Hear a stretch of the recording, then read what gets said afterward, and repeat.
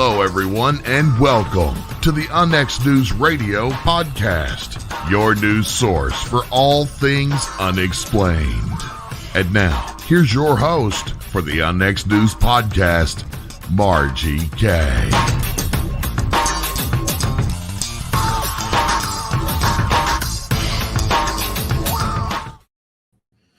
Good evening, everyone, and welcome to the program. This is UnX News Radio, and I'm your host, Margie K. We are here every Friday at 5 p.m. Central Standard Time. And I am so glad you could join me this evening because I have a really, really good guest coming on the program. As you know, I study the paranormal, and I've got a magazine called UnX News Magazine, and it is returning in October. So I was just getting ready to publish that and get back. It's quarterly magazine, and more information is at unxmedia.com. And one of our writers, who is now becoming a regular writer for us, is my guest this evening, Mr. Dan Terry. Dan is a ghost hunter. He has been doing this for a number of years. He's written several books, including Supernatural Washington, Ghosts and Legends from the Spook Stalker Files. And this is about a town in Missouri, which I have had some interest in and done some work there. And we've had all kinds of things happening there, including UFOs and supernatural events happening. And I'd like to welcome Dan to the program. How are you doing, Dan? Doing fine. Thanks for inviting me. It's good to finally meet you. It's good to finally meet in person. We've been communicating by email and Facebook Messenger and all kinds of stuff, and you've been sending me some really fantastic articles. I'd like to start off with, how in the world did you get involved in the paranormal? What was that spark that got you started? That is, I guess, a lot of things all come together. Of course, I had a father who loved to tell stories about things his family had seen over the years, things he'd seen.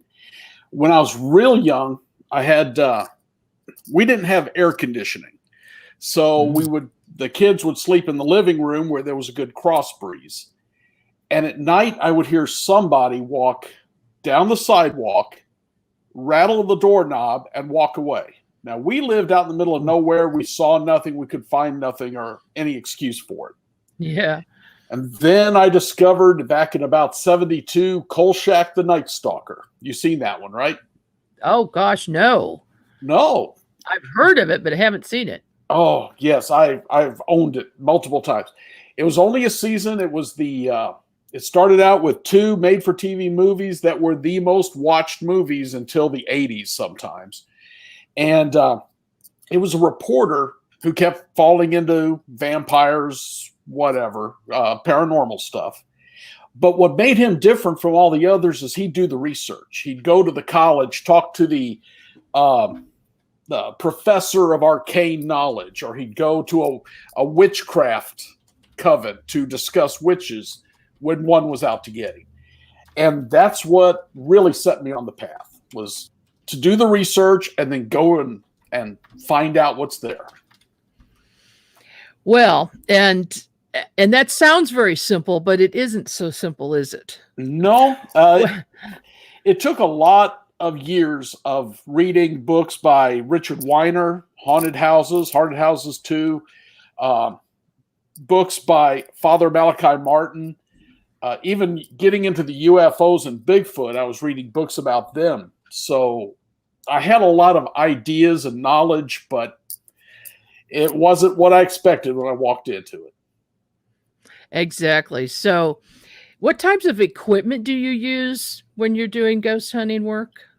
Well, I never go anywhere without a K2 meter. I love the K2 meters. A lot of video.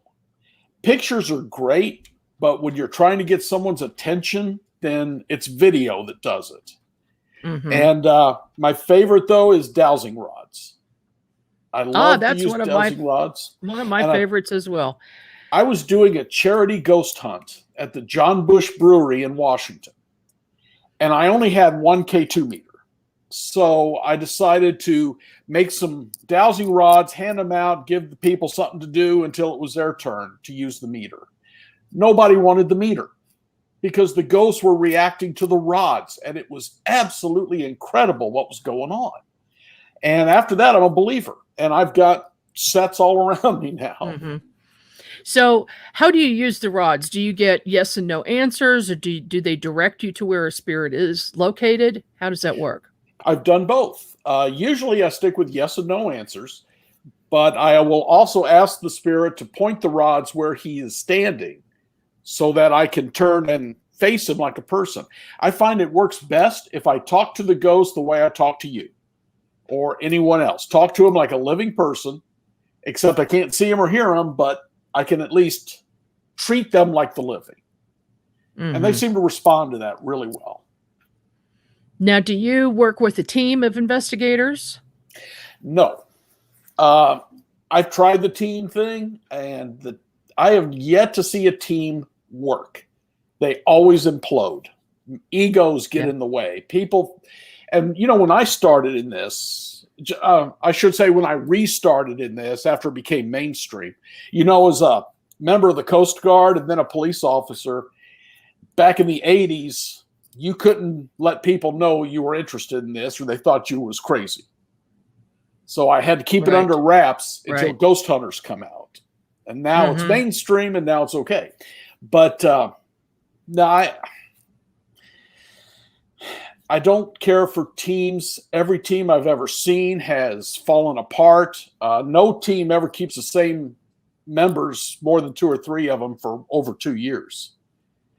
But what I do is I get along with groups. So Dr. Mark Farley at St. Louis Paranormal Research will call me and say, hey, Dan, we just got the Fox Theater. You want to come and help?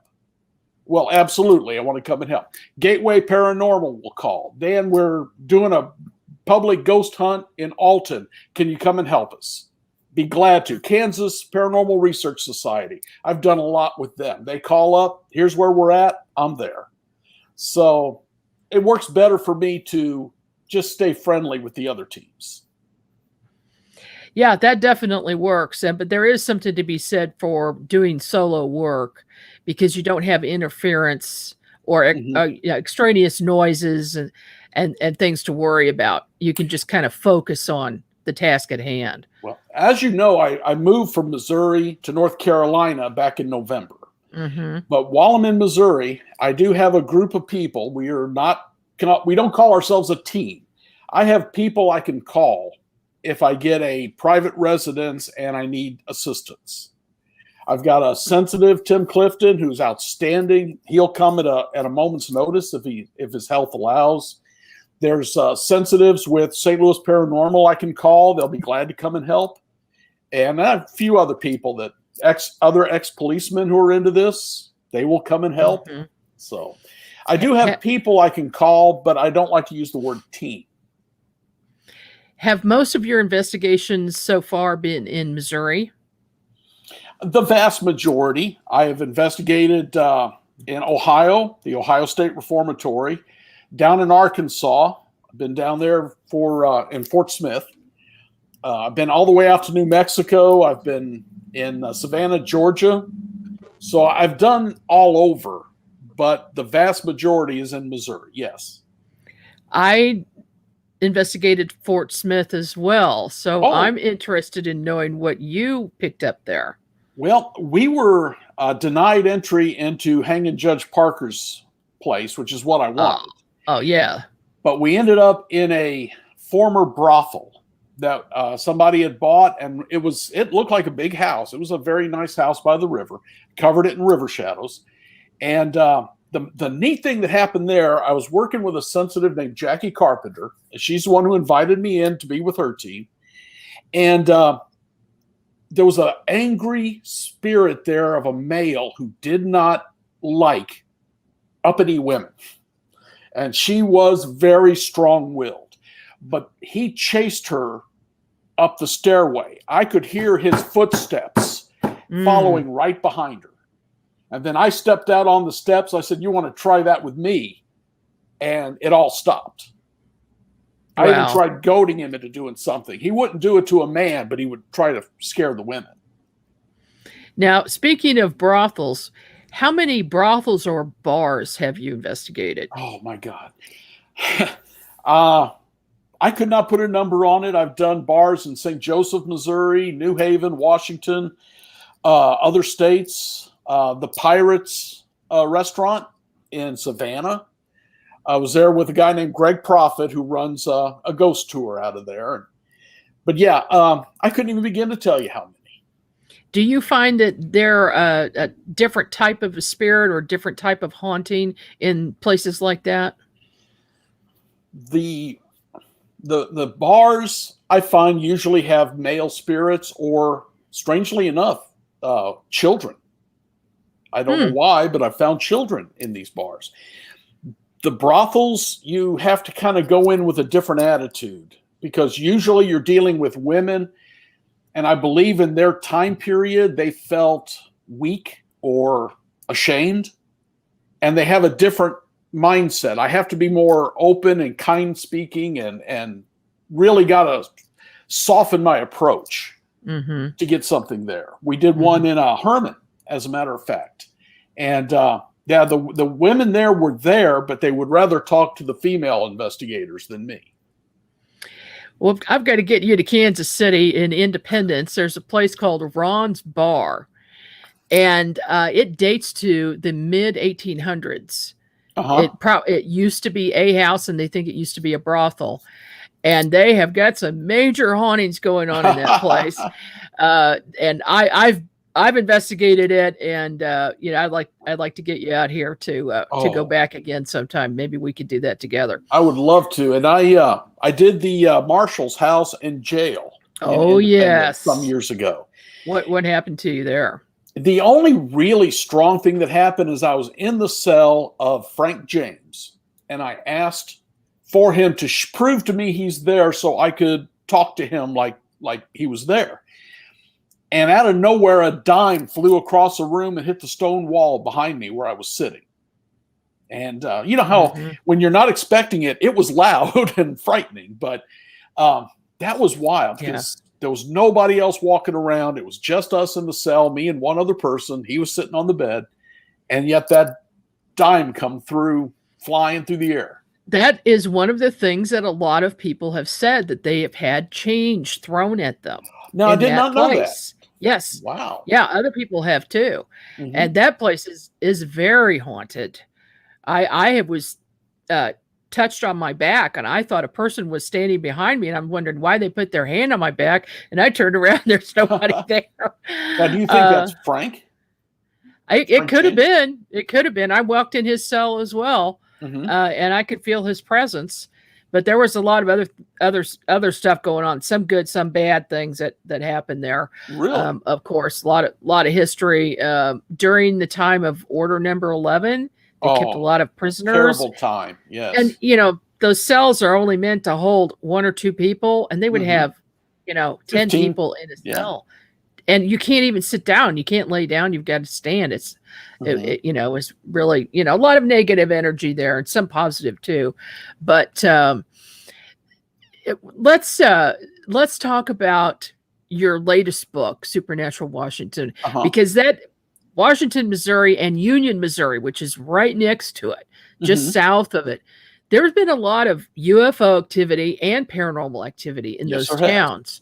So tell me a little bit about your investigations there and what you think the cause of this is. Boy, well, the first off is the running water of the Missouri River. And every town there has streams running into the river. And in Union, it's the Burbus River. But either way, there's a lot of moving water.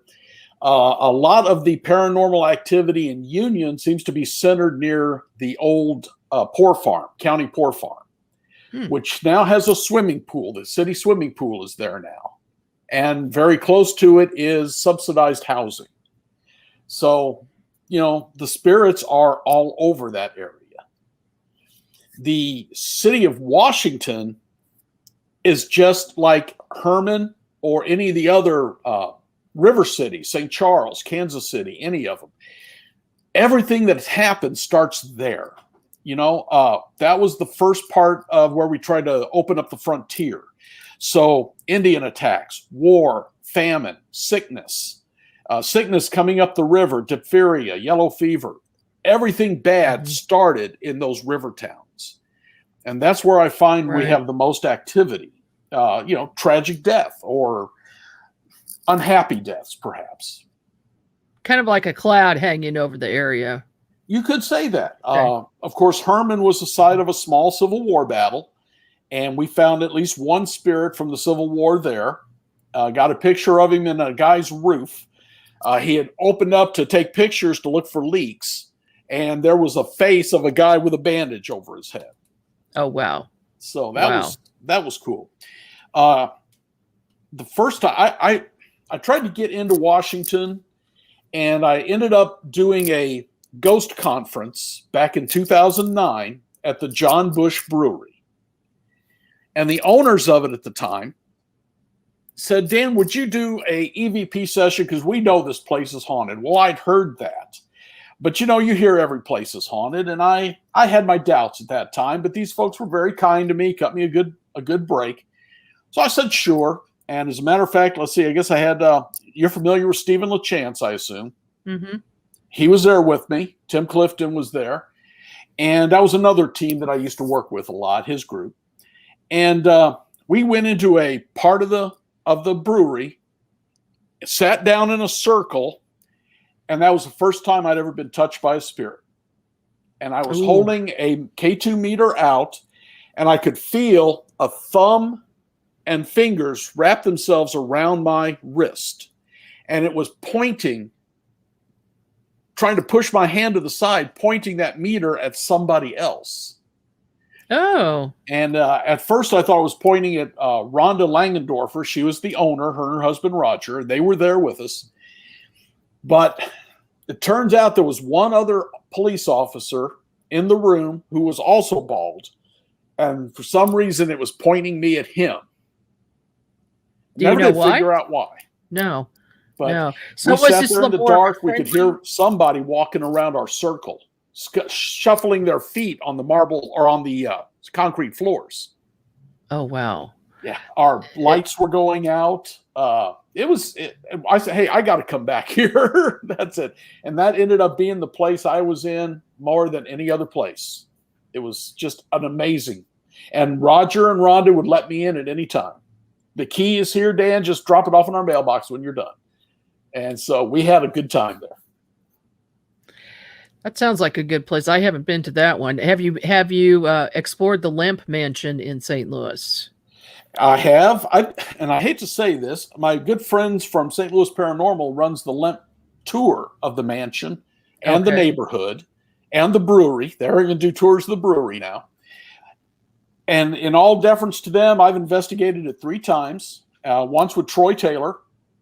And I have yet to find anything in there. Now, they've come up with great photos. Great. Now, I will say this. I was there to talk to a lady who ran the ghost tours at the time. And I'm very ashamed of myself. I cannot remember her name right now. She was upstairs trying to get this Zeke, which I personally don't believe there was ever a family member of the Lemps named Zeke that was a child with special needs, they claim. I think that child was there from when it was a hospital. But anyway, there's a child there, and she's trying to get Zeke out of the restroom. Come on, Zeke. It's okay. Everyone's safe here. Well, I'm looking around, and there's shadow people running around in the hallway. It's amazing. There's like 3 of them playing tag. One of them ran into a Pepsi machine and then out and into another room. And I said, look, I don't know about Zeke, but you got shadow people begging for attention out here, so I'm going to go out in the hallway. My goodness. I did see shadow people, but anytime I've been there to investigate, I've gotten nothing. Well, I went with a friend of mine and a fellow investigator, Debbie Ziegelmeyer. I've known Debbie for some time. Have you really? She's with the UFO group. Yeah, well, she's our state director from Missouri, and she and I work very closely together on a constant basis. Mm-hmm. But when anything, UFO related or paranormal related comes up, we'll call the other person. So we investigated the limp by ourselves with nobody else around and no tour operator. They just let us go through. Nice. While we're sitting at lunch, a person comes towards us, and I thought it was our server, so I turned to look. No, it was a transparent person who had a tray in their hands. So they used to be serving something somewhere in that place. I've heard that. Yeah, have you really? About the person walking through with a tray or a plate. Yes. Oh, no, I hadn't heard that. But anyway, that's what I saw. And then we went upstairs and we went to I can't remember right now off the top of my head, but the woman's room where they say it's very, very haunted. And we got lavender we got in a cold spot and got out the laser thermometer, and it just goes dropping down. It dropped like 15 degrees in that one spot.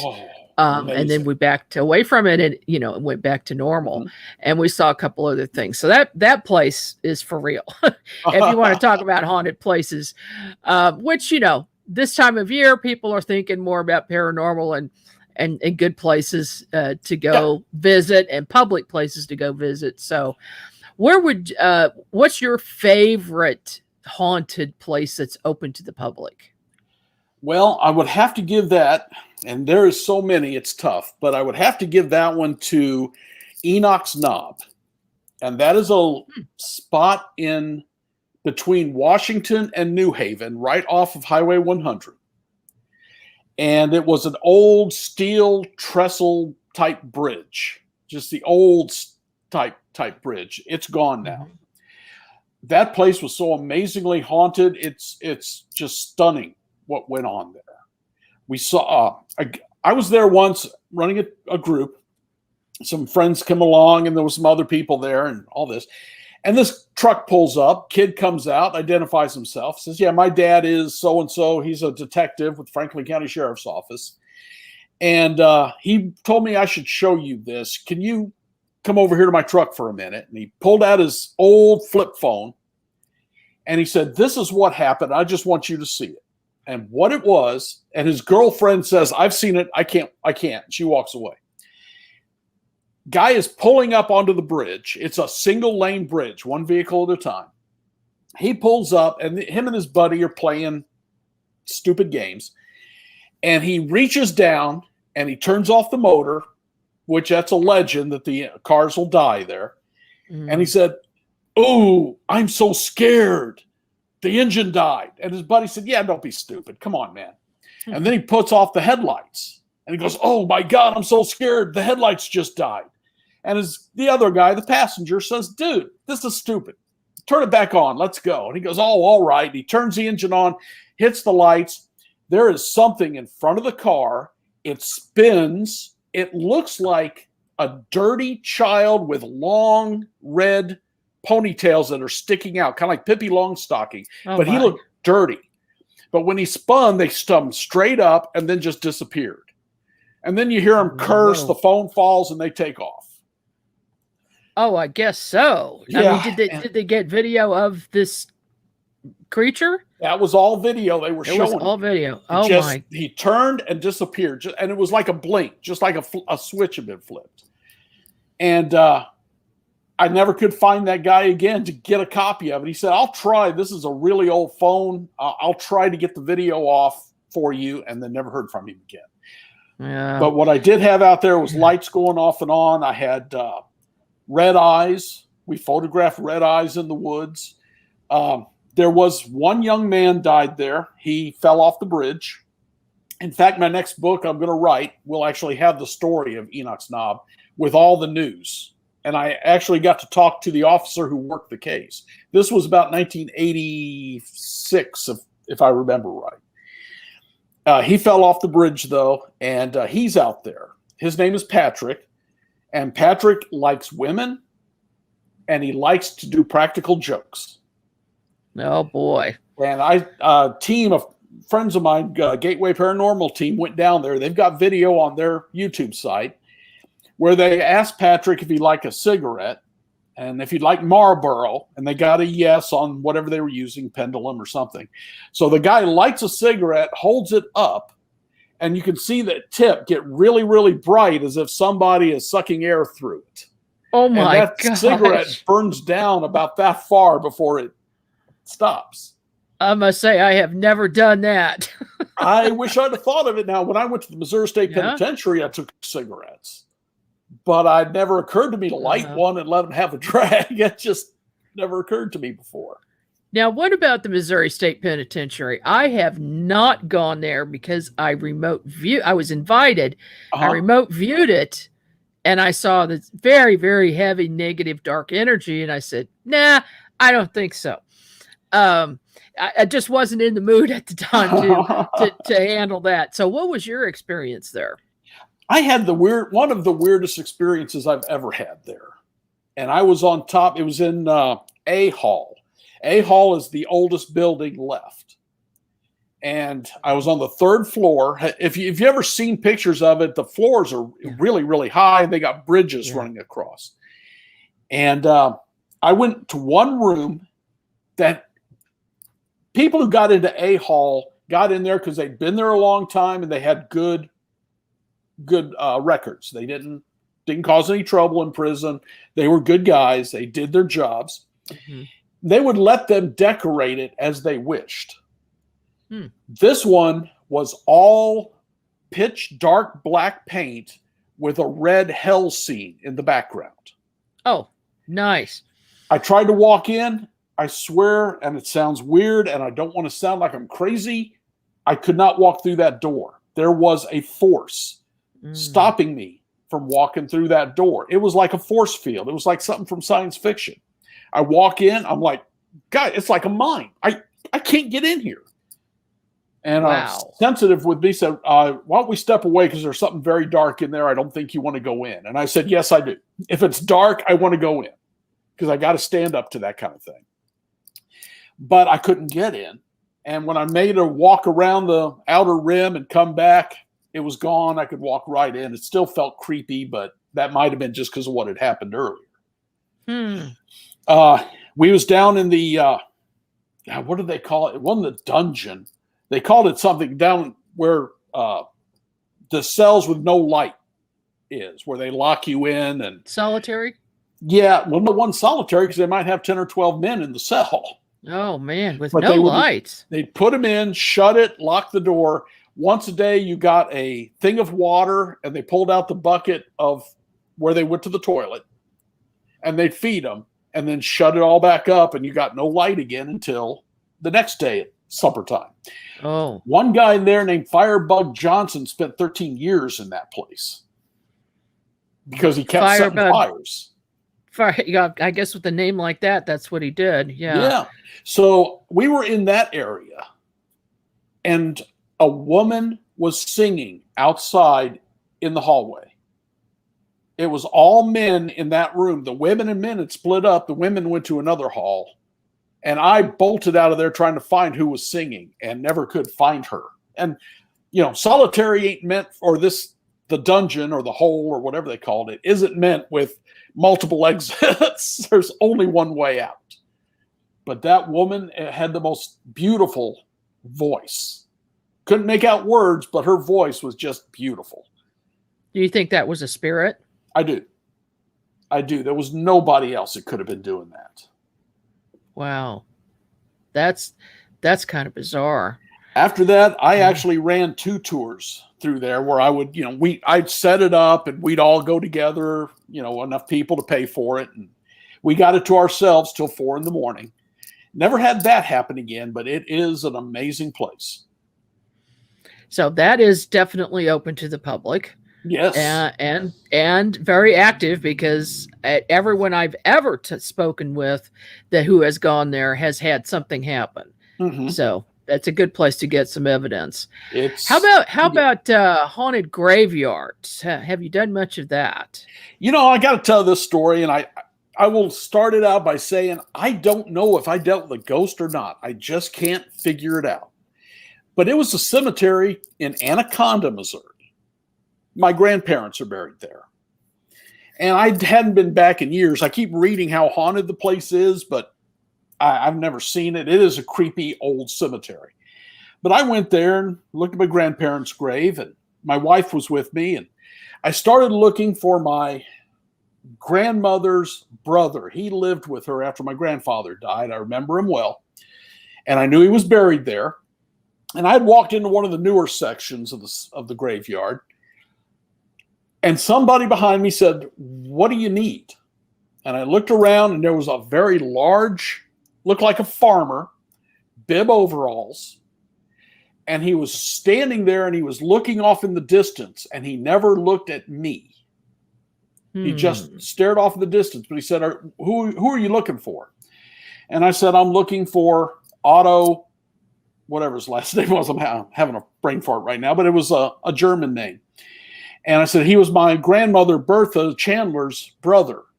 And he never looked away. He looked whatever direction he was looking at and said, "Oh, he's over that way." I said, "Well, thank you." And I yelled at my wife, "Hey, Sherry, he's over here. Let's go over this direction." And I turned back around, and he was gone. Yeah, that's now, what he I was thought. about, if I took a guess, I'd say he was maybe 65, maybe 150 pounds overweight, probably 6'1", 6'2", and the wood line was 20 yards away. I don't know where he could have went in the time I turned, pointed, said something, and come back to say thank you. So, and what I remembered later was his eyes were blue to the point of white. They were just so colorless. Wow. So I really believe I was dealing with a spirit and didn't even know it. He looked as solid as my computer here, but I don't think he was.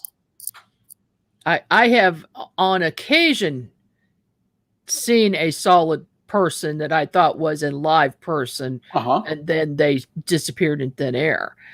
Have you had that while you were on a ghost hunt inside a house? Have you ever had that happen where you think it's a member of the household or something, and then they disappear?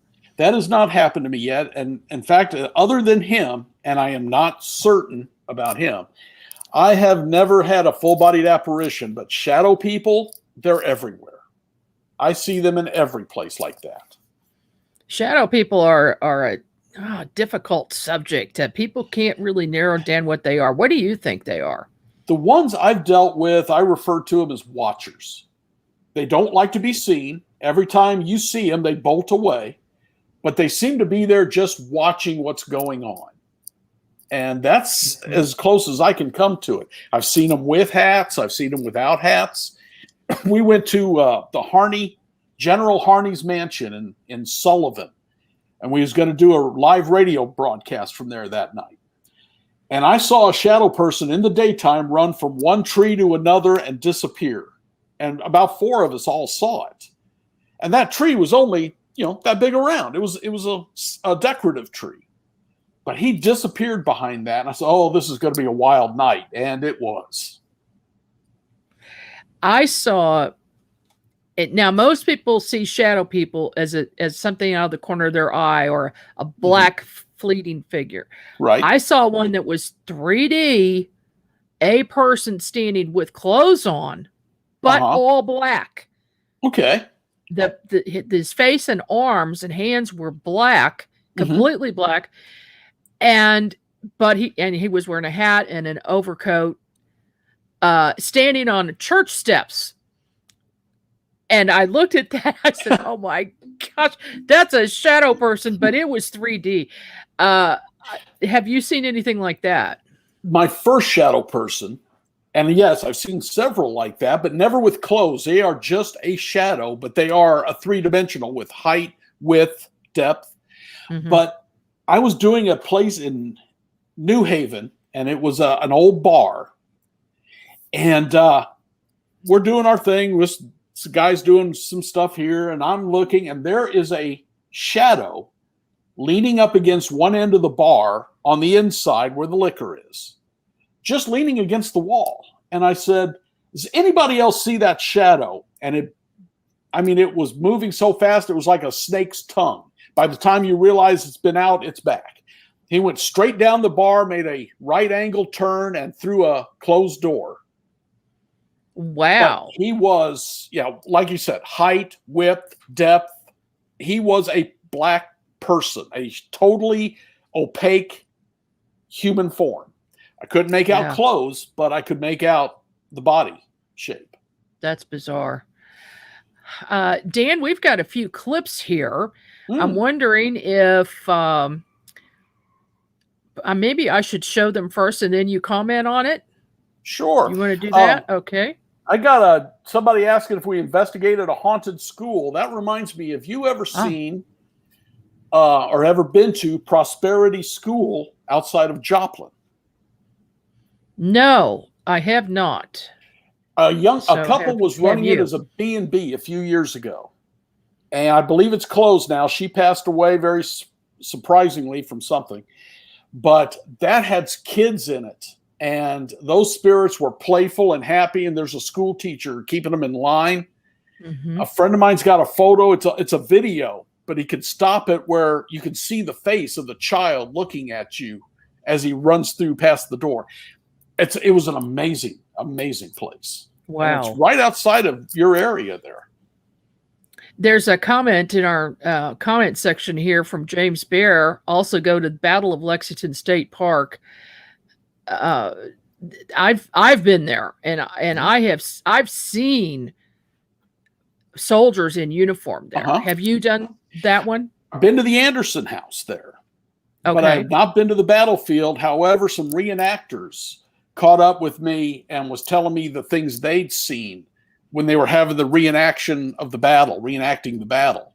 And they stayed there in tents through the night. And there were other soldiers on guard that was not part of their group and would disappear when they approached them. So, I've heard a lot about it. I've never seen the battlefield.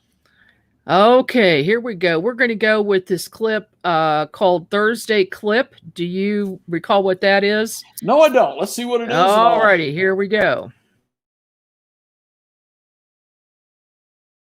I asked if there was a ghost in the room.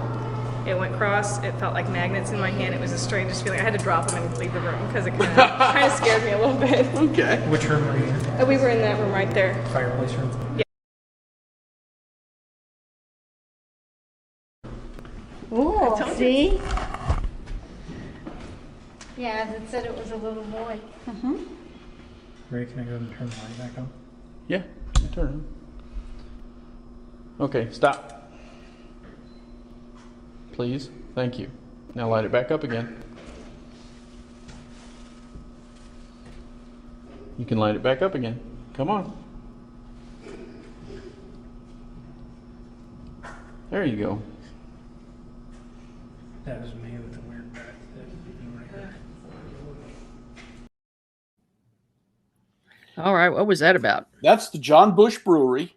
There are some children ghosts in there. I cannot explain why. I have no idea. But that is just one of several. And those ghosts are so accommodating. They will do as you ask. And if you ask them to turn off the meter, they'll shut the meter off. You ask them to turn it back on, they'll make the lights flash for you. If they like you, they will just go out of their way to play. Have you ever had batteries go dead on your equipment when you were on site? Oh, more than I can even imagine. The best story, though, I was my first newspaper article on haunted places, and there's a thing called the Witch's Stone in Herman. In fact, the picture you've got of me with my arm around a gravestone, that's the Witch's Stone.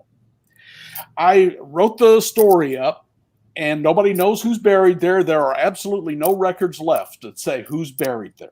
It's just a really weird-looking stone with a skull and crossbones and drapes. And so I went there to get a picture of it for the article. And I pulled up, got brand new batteries, just purchased at Walmart that day, went there, got out of the car, and a big black crow landed right on top of that stone and stared at me. And I thought, oh, this is a beautiful picture. This is perfect. Batteries were dead. Mm. So all right, I'm going to back away slowly, go get some. I went down to a Casey's at the bottom of the hill, bought batteries, come back up. Crow was gone. Camera worked fine after that. Yeah. It makes you wonder. Now, crows, they seem to hang around when there's spirits or there's something negative happening. What do you think about that?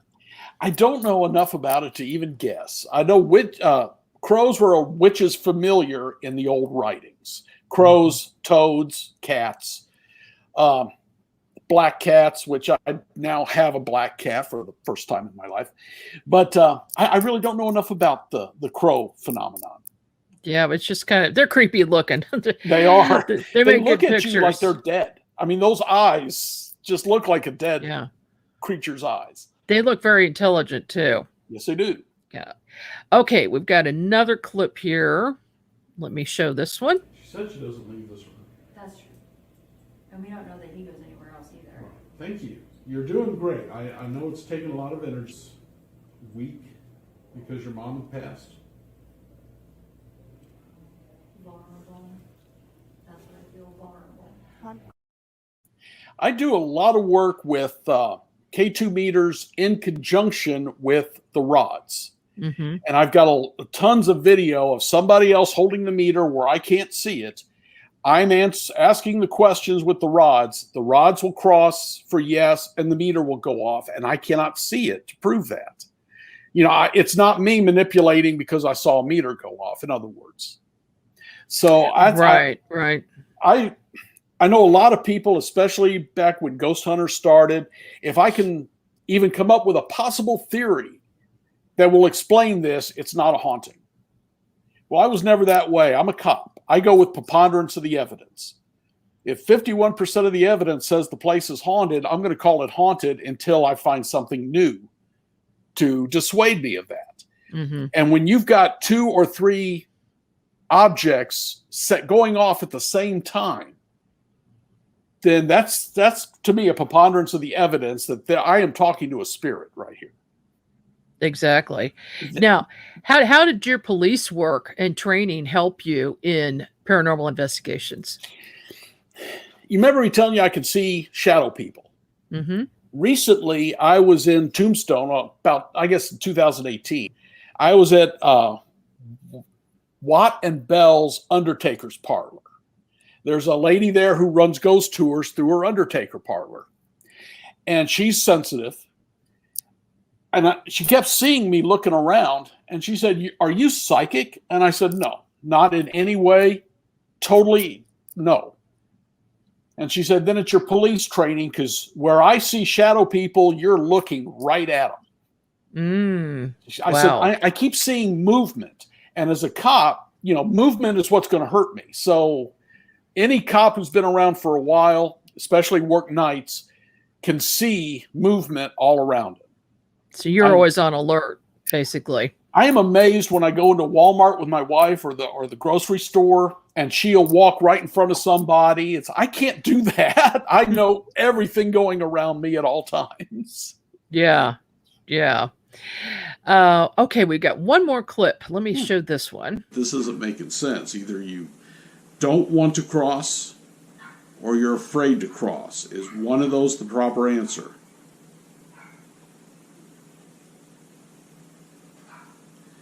Okay. I've experienced this before. Let's try. Jim, was you Catholic? Wow. Yeah. Pretty cool. A police officer called me into his home because he had a new baby, I think 3 weeks old, 4 weeks old, and it was bruised. And he was getting concerned about it, and they were seeing shadow people. They were seeing shadows on the wall moving where there shouldn't have been. So I got there. It was a new house. They just rented it. The closet had a hole in it from a suicide that had occurred a few months before. The guy shot himself in the head. Oh, dear. So while I'm talking, is it you? You know, Jim, is this you? Yes. Okay, so why haven't you crossed over? I'm talking with him. And then it hit me. because I've done this before with suicides. Catholics, especially the old school Catholics who were taught it's an unforgivable sin and you're going to hell if you suicide. Was you Catholic? And as you saw, every meter went crazy. Okay, so now I know you're afraid to cross over because your religious training teaches you you're going to hell immediately because you suicided. So I tried to get him to pass over. Hey, the church doesn't look at it that way anymore. This is an illness. Suicide is a type of mental illness. So you're going to be okay. And then I tried, Jim, you were a young man with a family. This is a young couple with a family. You have to know how hard it is to find a place to rent, to get your feet under you. You've got to stop scaring them. And they said they still saw shadows, but never had any more noises or the baby getting disturbed. Yeah, that's another thing. Do you think, in your experience, that the spirits hear you and understand you and will listen and be reasonable about their absolutely in almost haunts? Every occasion, not always, but in almost every occasion when I explain reasonably why I need them to do this, they do it. And I did one with a small gypsy boy. There used to be a gypsy encampment where this housing development is, and he was stealing shiny things. While we were sitting in the room, we heard a noise, turned the light on, and all the model cars had been flipped over on their top, and nobody was moving. Oh. And I just told him what's going on. This little boy he's the only one who can see you. Family thinking he's got problems. I need you to stop this. I said, you can play with the boy. That's fine. But you can't keep taking things and you can't keep causing problems. And sure enough, the boy never mentioned him again. What is the scariest investigation you've ever done?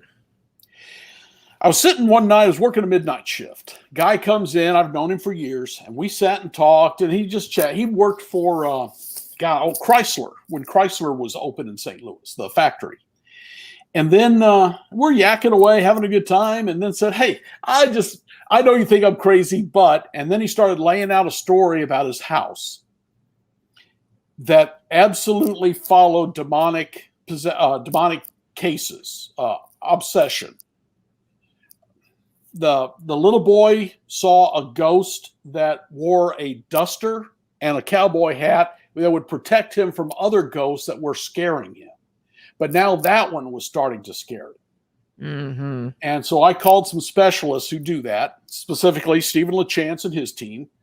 And I told him what I had. He goes, well, if it's not out of the house, we've got a good chance. We'll see what we can set up. The next night, Dad calls me and says, my son saw him on the bus, school bus. Oh. Called them, goes, all right, we're coming down tonight. Meet us there. And that was the most frightening one. And they actually fought that thing from upstairs all the way down. It got around them in the basement, went back, and they had to do it again till they got it through the portal. And then they sealed everything up. About a month later, he comes back, and it's back. And I said, how did that happen? These folks know what they're doing. He goes, well, a friend of mine at work said his sister is psychic and asked if she could come after I told him about it. Sister came there and said, oh, there's a little boy standing outside. Come on in, honey. It's okay. Oh.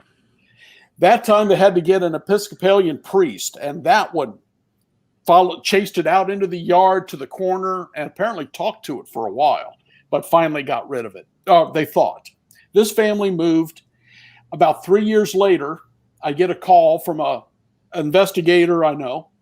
And he said, Dan, some friends of mine moved into a house and they've got shadow people and they're getting scared.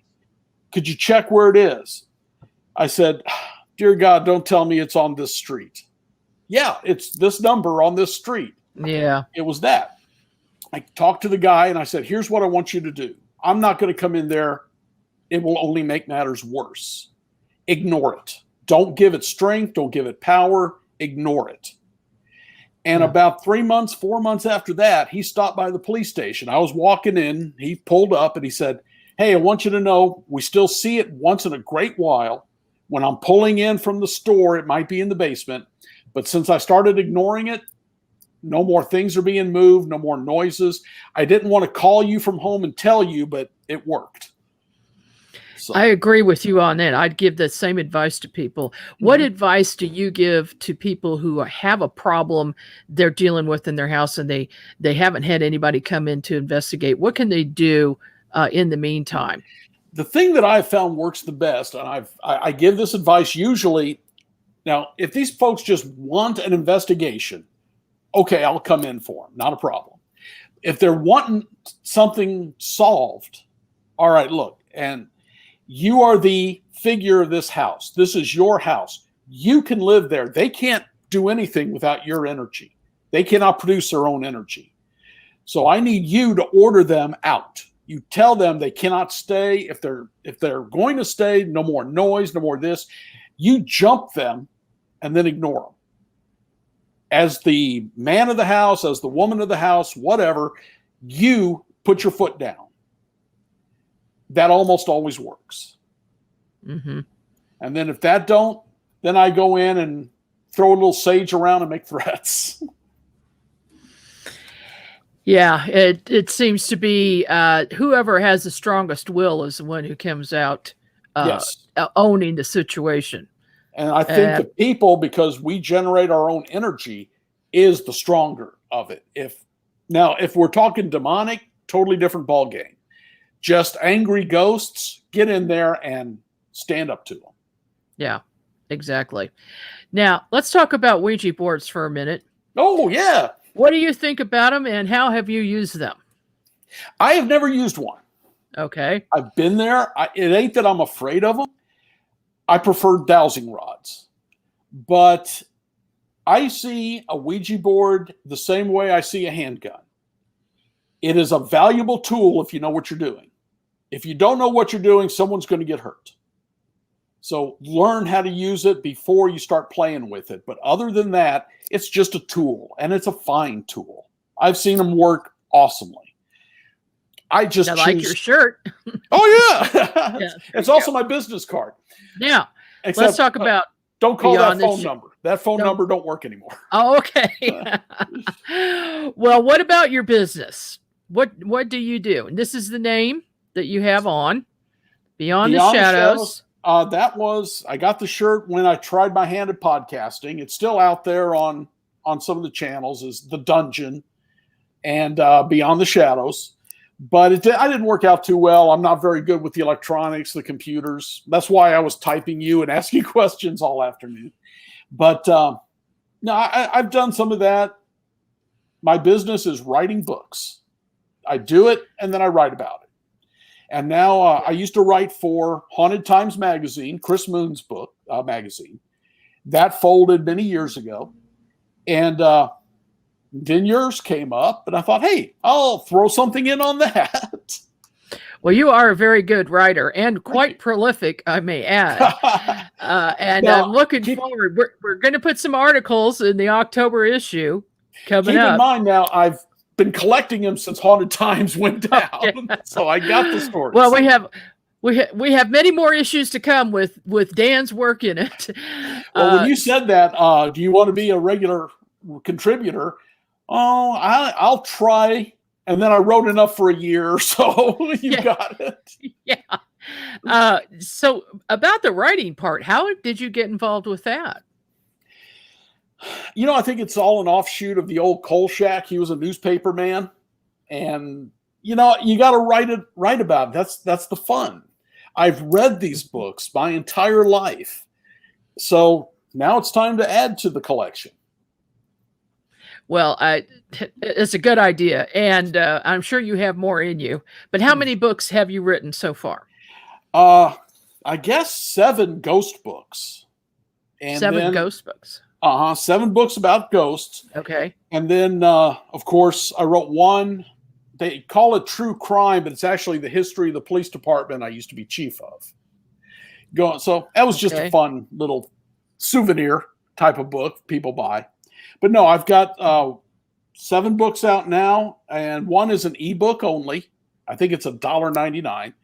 And it's called Ghost Walk, and it is just talking about the history of certain towns and which ghost tours I've taken and how to go. And then I rate the ghost tours.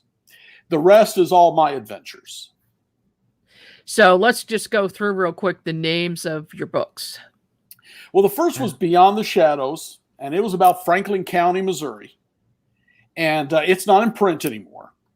The next one is called Missouri Shadows, and I think I sent you that one. And Missouri Shadows is, of course, Missouri. Herman Shadows is about the town in Herman, which that place just shocked me. I fought for years to get in that place, and German people will not talk about ghosts. Yeah. I got into one restaurant, and as soon as I did, the town just opened up. I've been all over it now. Got some amazing evidence. River Shadows was just river towns around the country. And then I wrote the one I've been waiting for, and I wrote it a few years ago. It's called Too Ornery to Die.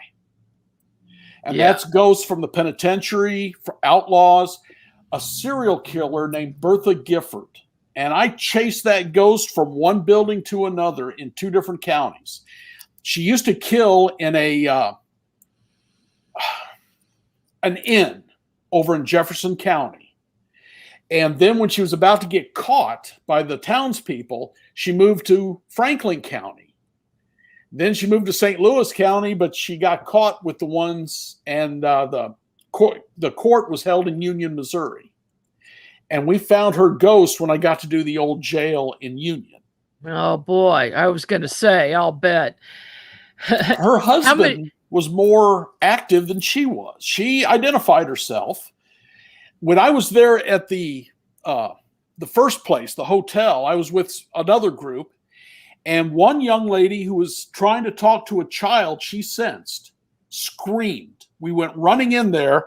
She had 3 scratches right across the back of her neck, just about that far apart. Ooh. And when I was in Union, I asked her, "Did you do that?" And she said, "Yes," by way of the rods.